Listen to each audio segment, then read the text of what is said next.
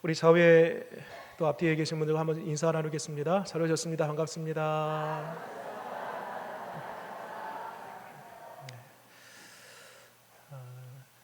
말씀을 듣기 전에 혹시 핸드폰 벨로 있으신 분들은 좀 이렇게 진동이나 꺼주시는 게 제일 좋습니다.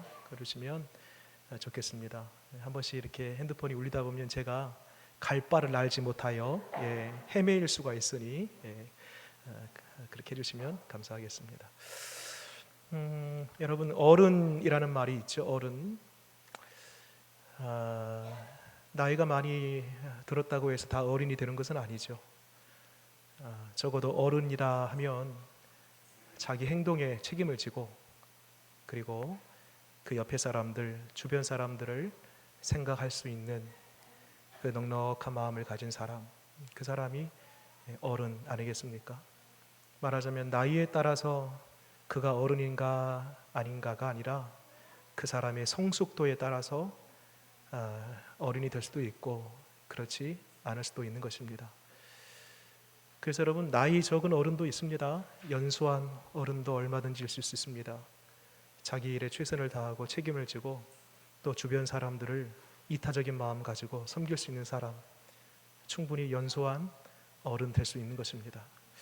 바라기는 우리 관산교회에 이렇게 믿음 안에서 성숙된, 내가 하는 모든 행동을 잘 책임져 주고 그리고 내 주변 사람들을 생각할 수 있는 그런 후덕한 마음의 어른들이 많으면 많을수록 우리 교회가 더 성장하고 성숙하고 이 땅에서, 우리 관산 땅에서 빛나는 교회가 될 줄 믿습니다. 어느 한 고을에 원님이 새로 부임해 왔습니다. 부임해 왔는데 매해마다 그 고을에서 가장 효를 다한 효자에게 효자상을 준다고 합니다. 근데 지금 9년째 동일한 어느 집안의 아들이 효자상을 받았어요. 그리고 그 동네 사람들이 다 올해 이 10년째도 저 아들이 받을 것이다 라고 예상을 했습니다. 그래서 새로 부임한 이 원님이 그 어느 집안의 아들을 불러다가 이런저런 얘기를 하면서 면담을 해요. 사정을 들어보니 10년 전에 어머니를 여였습니다. 이제 홀로 계신 아버지를 모시면서 아버지가 굶주리실 때에 맛있는 음식을 차려드리고 또 철철이 새 옷을 또 사서 입혀드리고 신발도 신겨드리고 조석으로 말벗이 되어서 아버지 옆에서 늘 따뜻한 말과 마음으로 표현해드리고, 이렇게 누가 봐도 효자예요. 이런 얘기를 그 원님 앞에서 쭉 하는 겁니다.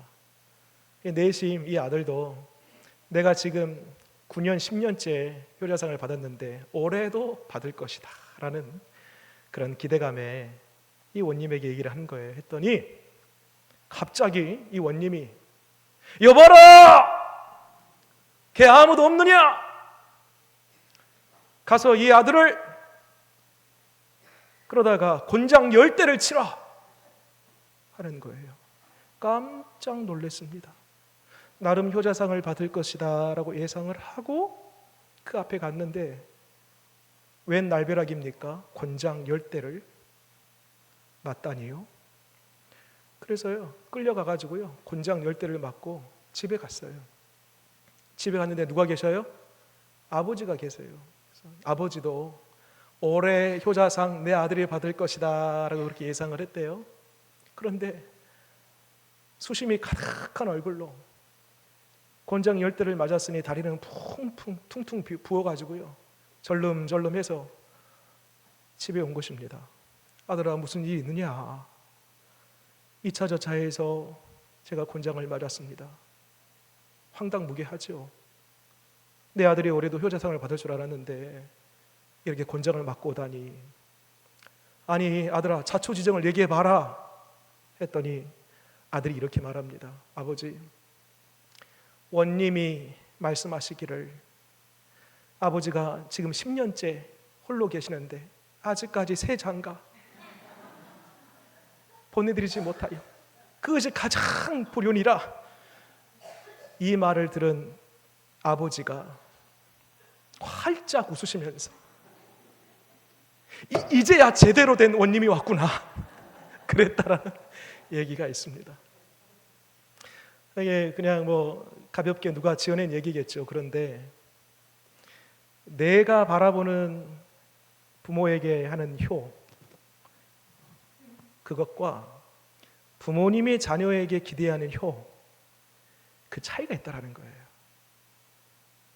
진짜 효가 뭘까요? 내가 내 입장에서 내 기준으로 하는 효가 아니고 아버지의 마음에 합하여 어머니의 그 기준에 따라서 그 부모가 원하는 그 효, 그것이야말로 진짜 효 아니겠습니까? 여러분, 5월이 되면 많이 불리는 노래가 있습니다. 우리 찬송가로는요, 사철의 봄바람 불어있고, 이 찬양 굉장히 많이 부르고요. 대중가요로는요 많이 불리는 노래가 있다고 합니다. 뭐냐고 하니 불효자는 웁니다 라는 곡입니다. 불러봐도 울어봐도 못 오실 어머니 원통에 불러보고 여기까지만 하랍니다. 나중에 설교 끝나고 집에 들어가서 이것만 남으니까 더 이상 불러버리면 안 될 것 같아요. 그래서 여기까지만 딱 하고. 근데 이거 가사말을 가만히 보면은요, 여러분, 철이 든다라는 게 뭐예요? 철이 든다라는 것은 이게 부모의 마음을 헤아리는 거예요. 그래서 부모를 위하는 마음이 딱 생기는 거, 그게 철든 거거든요. 그런데 문제는 이게 부모의 마음을 알았어요. 이제 부모를 위해서 이렇게 해야 되겠다라고 마음에 다짐을 해요. 그런데 그때는요, 이미 부모님이 이 땅에 계시지 않네요. 그 가사말이 참 하나씩 하나씩 보면 얼마나 은혜가 되는지 모릅니다. 누가복음 15장의 말씀 보게 되면 거기 우리가 알고 있는 소위 돌아온 탕자, 이 돌탕이라고 하는데요, 이 돌탕 이야기를 정확한 표현으로는요 돌아온 탕자가 아니고요, 이 돌탕이라고 딱 압축해서 두 글자로 표현한 것은요, 돌아온 탕자 이야기가 아니고 돌 맞을 탕자 이야기입니다. 둘째 아들이 아직도 시퍼렇게 살아있는 아버지에게 재산을 달라고 합니다. 사실 이 일은 있을 수 없거든요. 아버지가 죽고 난 이후 유산으로 물려주는 것이 재산이거든요. 근데 지금 이 아들이 아버지에게 나에게 남겨줄 유산을 주십시오라는 것은 이미 아버지를 죽을 사람으로 여긴 겁니다. 이런 사람은요 돌 맞을 사람입니다. 당시 레위기 율법에 따르면.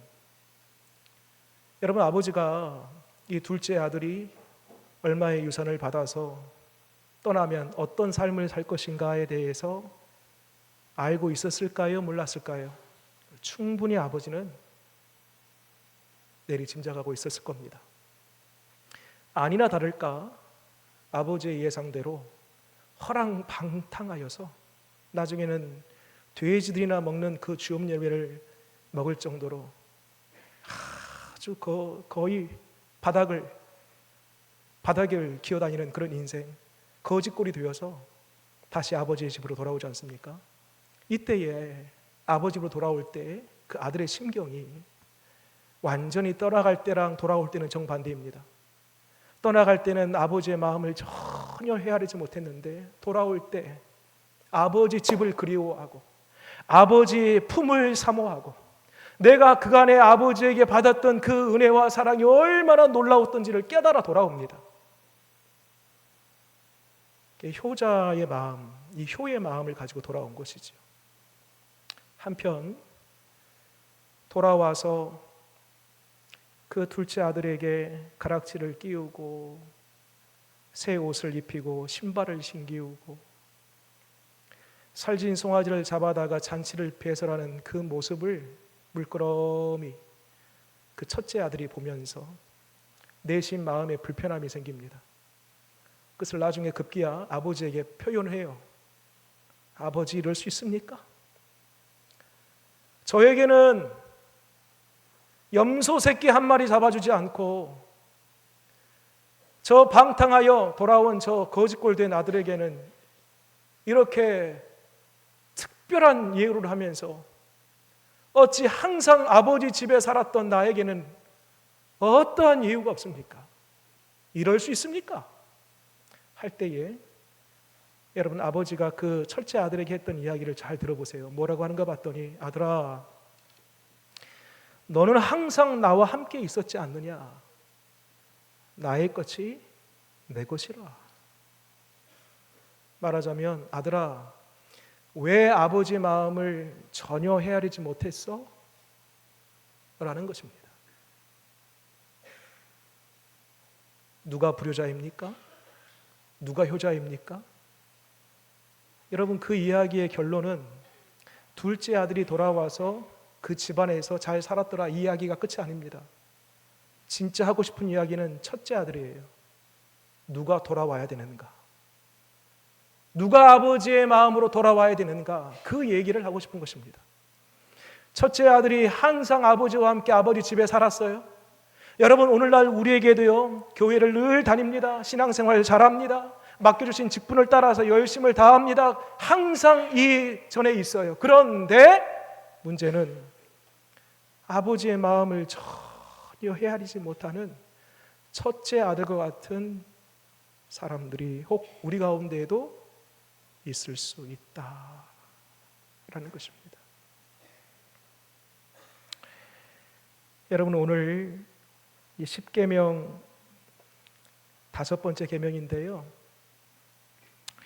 여기 1계명부터 4계명까지가 대신계명이라고 했어요. 하나님과 관련된, 하나님과 관계된 속에서 우리가 지켜야 할 계명, 대신계명. 5계명부터 마지막 10번째가 대인계명, 사람과 사람과의 관계 속에서 지켜야 할 계명이라고 했습니다. 네, 여러분, 대인계명 다섯 번째부터 10번째 중에 첫 번째 계명이 뭐래요? 네, 그러네요. 대인계명에서의 첫 번째 계명, 부모를 공경하라. 부모로부터요, 점점 어디로 확산되냐면 이웃으로 가는 거예요. 다르게 표현하면 내 앞에 있는, 가장 가까이에 있는 바로 그 부모님, 바로 그 사람이 가장 소중하다라는 것을 암묵적으로 내 부모를 공경하라라는 이 5계명을 대인계명의 첫 번째 둠으로써 얼마나 이 부모 공경이 중요한지를 말씀하고 있는 것입니다. 자, 한번 찾아볼게요. 어딜 찾으면요, 레위기 19장 한번 찾아보겠습니다. 거기 보면 부모 공경과 관련된 계명이 또 하나 나오는데요, 레위기 19장, 출애굽기 그 다음 책입니다. 19장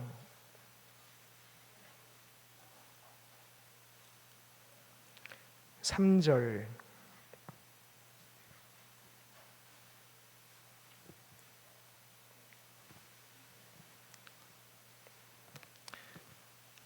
레위기 19장 3절 같이 한번 읽겠습니다. 시작. 너희 각 사람은 부모를 경외하고, 여기까지 읽겠습니다. 너희 각 사람은 부모를 어떻게 해요? 경외하고. 여러분, 성경에 유일하게 경외라는 단어는요, 하나님께만 붙이는 단어입니다. 그런데 하나님께서 예외 조항에 딱 한 사람, 한 부류를 예외로 해놓은 부류가 있습니다. 부모님입니다. 이 경이라는 단어는 사람에게 붙이는 게 아니에요. 원래는 하나님께만 붙이는 거예요.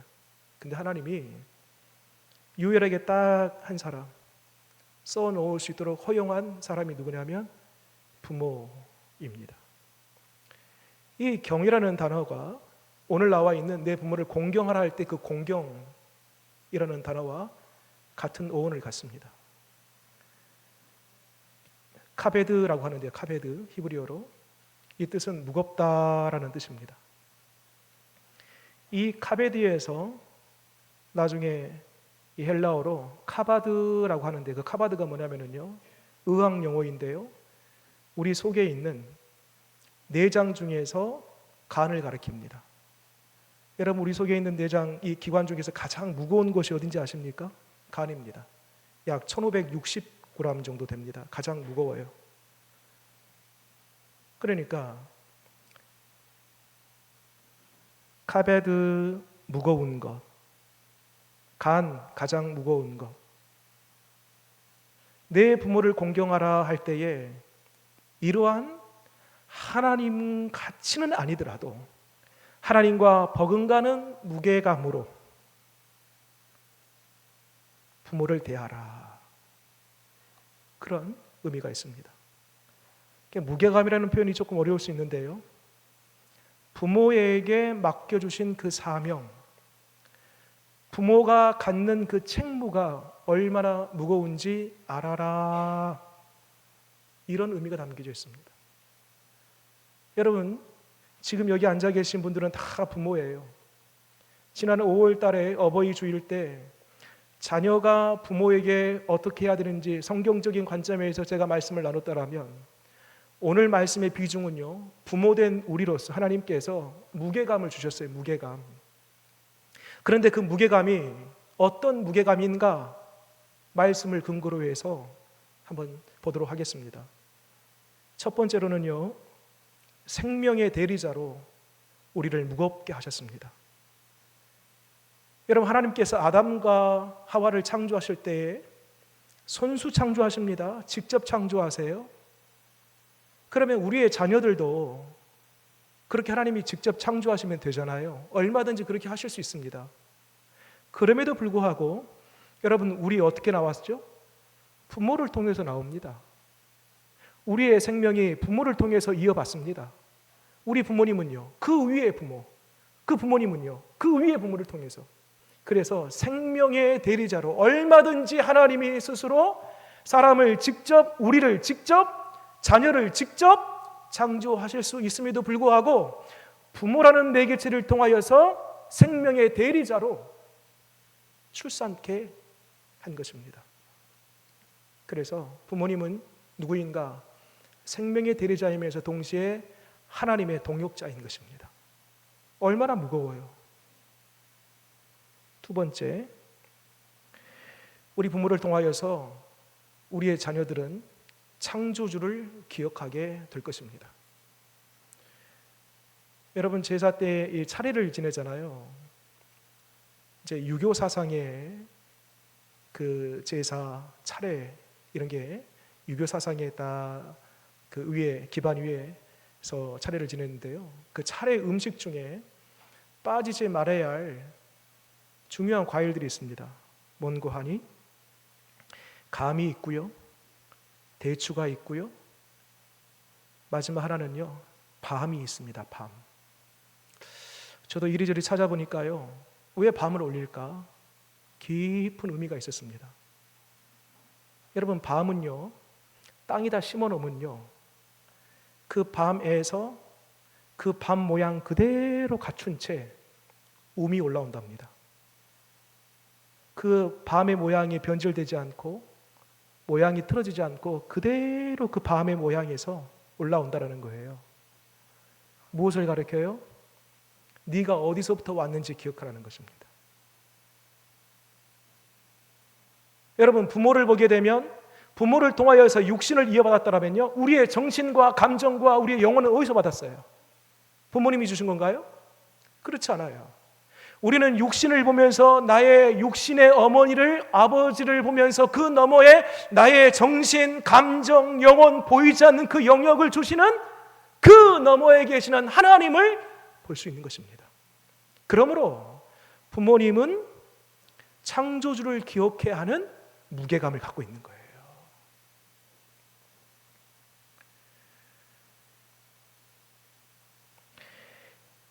마지막 세 번째로 출애굽기 13장을 보겠습니다. 출애굽기 13장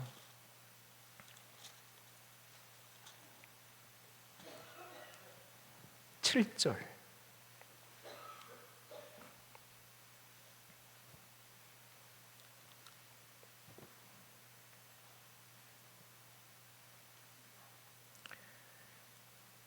같이 한번 읽어보겠습니다. 시작. 이래 동안에는 무교병을 먹고 유교병을 내게 보이지 아니하게 하며 내 땅에서 누룩을 내게 보이지 아니하게 하라. 너는 그날에 내 아들에게 보여 이르기를 이 애식은 내가 애굽에서 나올 때에 여호와께서 나를 위하여 행하신 일로 말미암니라 하고. 밑으로 쭉 내려와서 10절 읽겠습니다. 시작. 해마다 절기가 되면 이 규례를 지킬지니라. 여러분, 이 절기는 무교절이거든요. 6월절 하루를 지나고 그 다음 무교절이 시작되는데 한 주 동안의 무교절을 지냅니다. 지금도요, 이스라엘의 유대인들은요, 무교절이 되면은요, 집 앞에다가 텐트를 칩니다. 그리고 일주일 동안 거기서 살면서 말 그대로 무교병을 먹어요. 쓴나물을 먹어요. 그러면 자녀들이 묻습니다. 아버지, 평소에는 우리가 집안에 살다가 왜 밖에 나와서 이렇게 우리가 텐트 안에서 살지요? 그리고 평소에는 좋은 음식 먹다가 왜 이렇게 여기서는 무교병을 먹지요? 라고 질문하게 되면 이 이야기를 하는 거예요.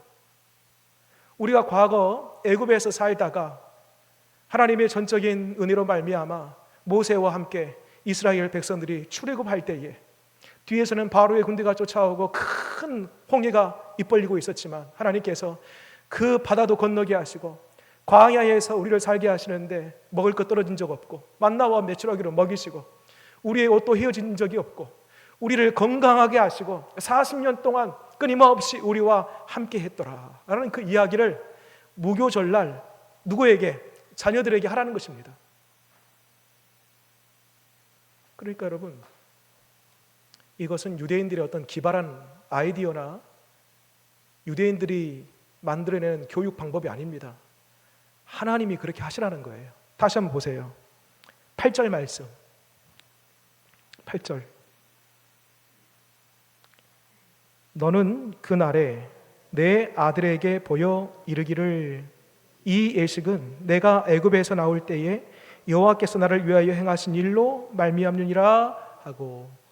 그래서 여러분, 이 일 이후로요, 무교절마다 모세 때로부터 지금까지 자녀들에게 계속 신앙을 계승합니다. 여러분, 세 번째, 우리에게 어떤 무게감이 있는가? 신앙 계승의 대리자로서의 무게감이 있는 것입니다. 얼마 전 수요일에 제가 그런 말씀을 드렸습니다. 히브리서 11장 믿음의 거장들을 쭉 한 사람 한 사람 훑고 있는데 그 믿음의 대수에 아브라함, 이삭, 야곱, 요셉에 이르기까지 4대가 유일하게 나온, 성경에 유일하게 이 가문이 나온 이 족보는 아브라함의 족보밖에 없어요. 그러면서 그런 말씀을 드렸습니다. 자녀들이 가장 지대한 그리고 절대적인 신앙에 영향을 받는 사람이 누구인가? 첫 번째로는 부모님이다. 두 번째로는 선생님, 세 번째로는 목회자, 마지막 네 번째로는 친구. 이 말씀을 드렸습니다. 첫 번째가 누구라고요? 부모님의 영향을 절대적으로 받을 수 없습니다. 받을 수밖에 없습니다. 부모님의 얼굴을 보면서 창조주를 기억한다니까요. 부모님 어깨 너머에 계시는 내 영혼의 진짜 주인 되신 하나님을 보게 한다니까요. 여러분, 우리가 스스로 한번 점검해 봐야 되겠습니까? 나는 얼마나 자녀들에게 하나님의 얼굴을 보게 하는가? 그리고 신앙의 계승자로서의 무게감. 나는 이 유대 이스라엘 백성들이 계속해서 세대를 지나서 시대를 지나서 그 자녀 손들에게 계속 하나님에 관하여 전달하고 그 믿음을 전수했던 것처럼 나는 과연 믿음을 소개하고 예수 그리스도를 나의 입을 통하여서 자녀들에게 증거하고 있는가? 여러분, 바랍니다. 우리에게 큰 무게가 있습니다. 바라기는 우리의 모습을 통하여서 하나님의 형상이 온전히 자녀들에게 증거되어지고 우리의 입술을 통하여서 하나님의 말씀이 흘러가고 그래서 우리의 자녀 손들이 다 하나같이 진짜 아버지 되시는 하나님을 만나고 그 주님을 공경, 경외, 예배하는 우리 모든 자녀들 다 되기를 바랍니다. 기도하겠습니다.